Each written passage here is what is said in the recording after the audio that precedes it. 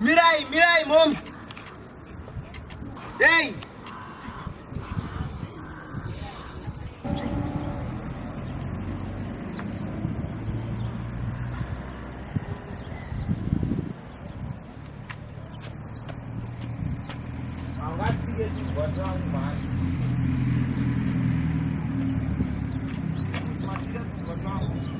Amai munganudze kuti mungatsika Kambwa Kangu asi mafuma musingaone here kuti pane Kambwa Kangu akari muroad. Amai musika Kambwa Kangu.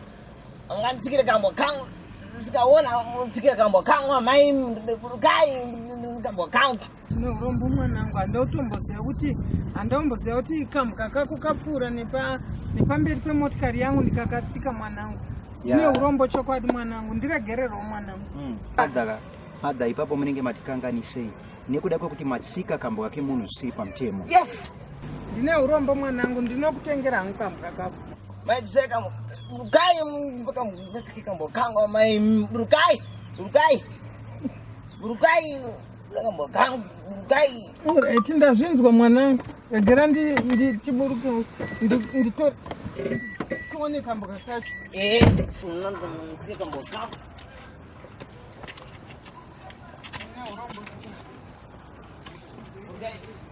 Amai,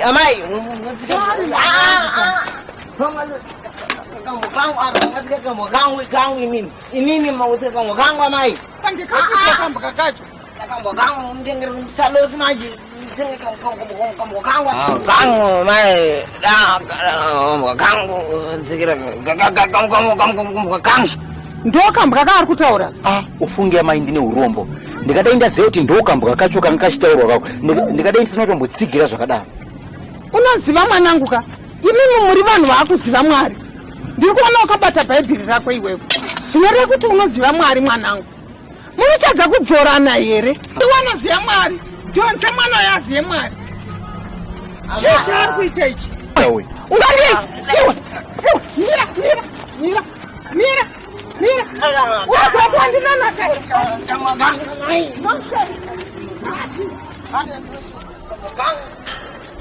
Vanezera vanda kugara vachirohwa chete. Zvisvo.